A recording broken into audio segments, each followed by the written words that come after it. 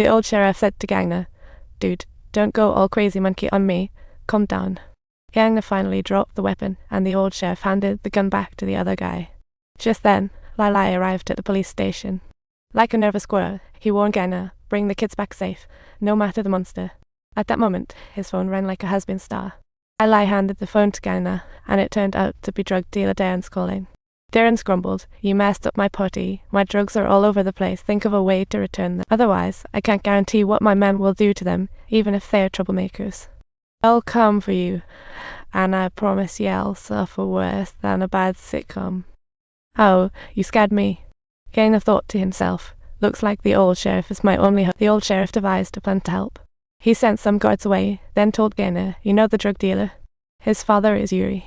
Yuri's schooling his heels in state prison, and Darren's is his little boy. All the ideas come from him, so watch out.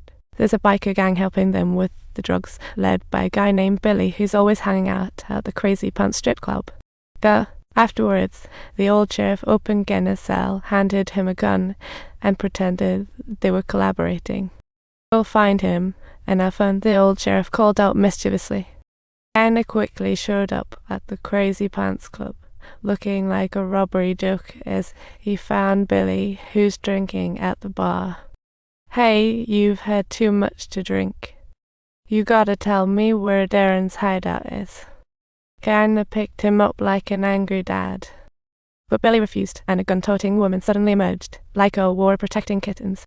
"Oma, you know who your daddy is," she said, then shot Billy in the thigh. "Ah." Billy screamed in pain, instantly turning into a scaredy cat, quickly spilling the beans about their hideout 5 kilometers away. Upon hearing the address, Gangna didn't off him, but gracefully turned and left it instead. Their runs began to panic as his kitten instinct warned the place was unsafe.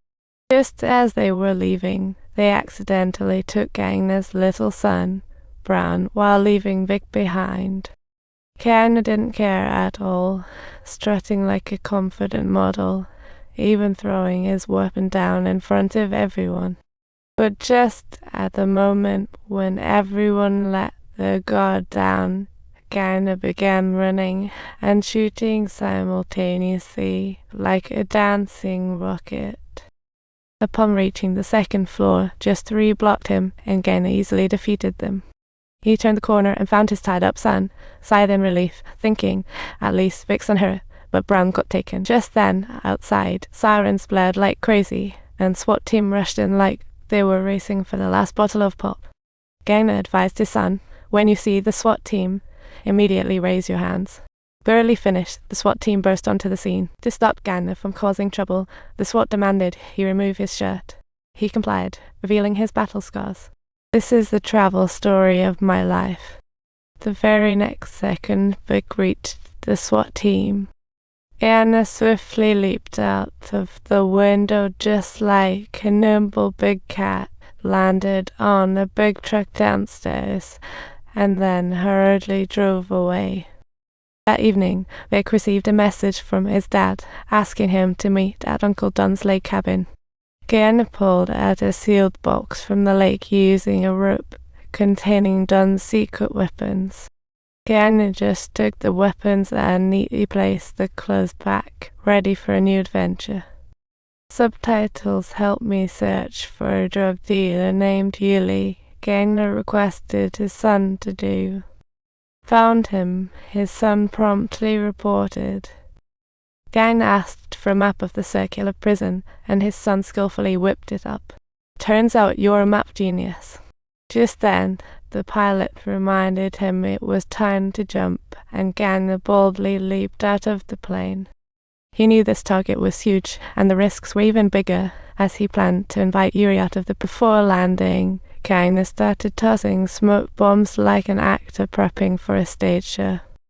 As everyone panicked, Gangna dodged the guards like he was playing Super Mario.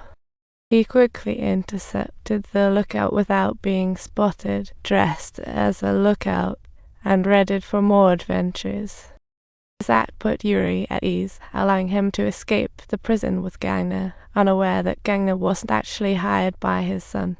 They hopped onto Sean's pickup truck and on the way out, Vic curiously chimed in, "Your dad isn't your average Joe."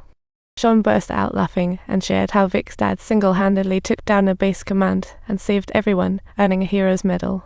Vic was amazed by his dad's heroic story, but while they chatted, Yuri quietly picked up a screwdriver, preparing to create a surprise. They pulled over at a private airport, and Gangna told his son, "I'll ping you once I find a drug dealer, and you can bring the narcs.